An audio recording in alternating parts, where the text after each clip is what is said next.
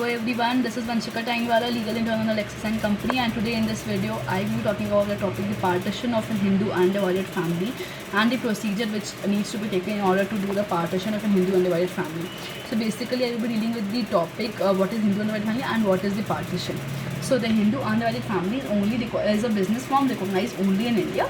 So the at an outset we can know that the HUF, as the name indicates, Hindu undivided family, it is applicable only to Hindus, which includes Hindus, Buddhists, Jains and Sikhs. So other communities, Christians, Muslims, Parsis, Jews, they may live in a joint family but they will not be recognized under the Indian law, and hence they are not entitled to benefits available to a HUF. So the joint family consists of the head, that is Karta, and all the linear descendants of the family, male descendants, female descendants, and now the female descendants are also applicable under the 2005 Amendment Act.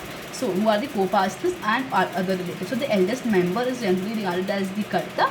So all the family members of the family are entitled to a share in the assets of the ancestral property of the family, and they are recognized as co-partners. So every co-partner is entitled for an equal share.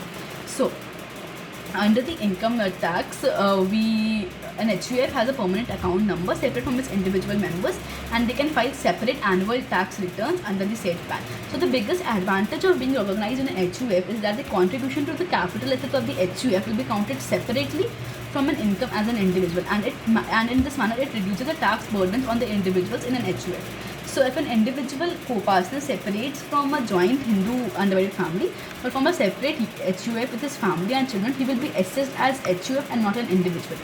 So now the partition of the HUF. So the partition is the process wherein the property that is held jointly held is divided into individual shares for each of the co-partners. So this is initiated when an individual co-partner requests the Karta and the other co-partners to give him or her their individual share with the intention that in the future he will be recognized as an individual and not as a part of the unit. So the partition begins with a definite unequivocal statement of intention from the individual co-partner and the member of the joint family to separate himself from the family and have sole control or use over the share.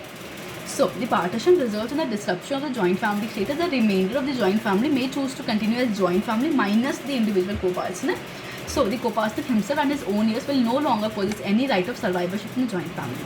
So the division of the joint family property will be into clearly defined share. It is a parcel of land is divided up and the boundaries of the individual share clearly marked and recorded in the land record is the witness, is the evidence of such partition, and which is noticed by the society at large. So once there is a physical division of the property along with the division of income is recognized as a partition under the Income Tax Act.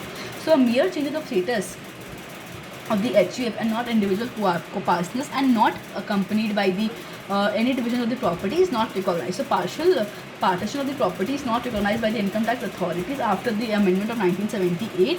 So it was found to be a ploy in order to evade the taxes in many instances. So which laws are concerned with the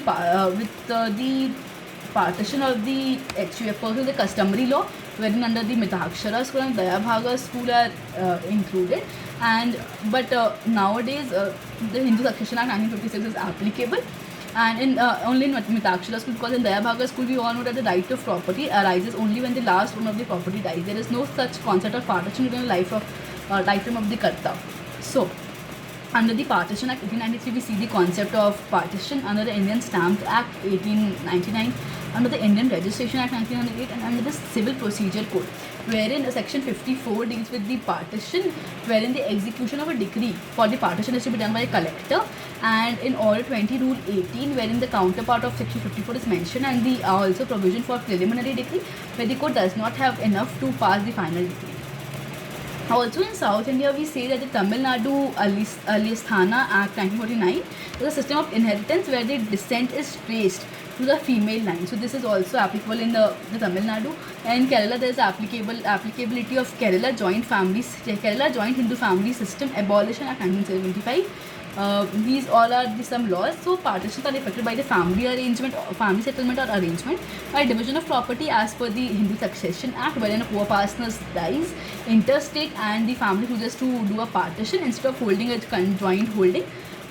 according to the custom of survivorship. So Section 8 provides for the general rules for succession in case of males, and Section 9 provides for the females. So the suit for partition can be filed wherein the legal notice is first step, the summons, pleadings, then the evidence is taken place, and the judgment and decree, then the execution proceedings. And there can also be modifications for the partition suit when a suit needs to be filed.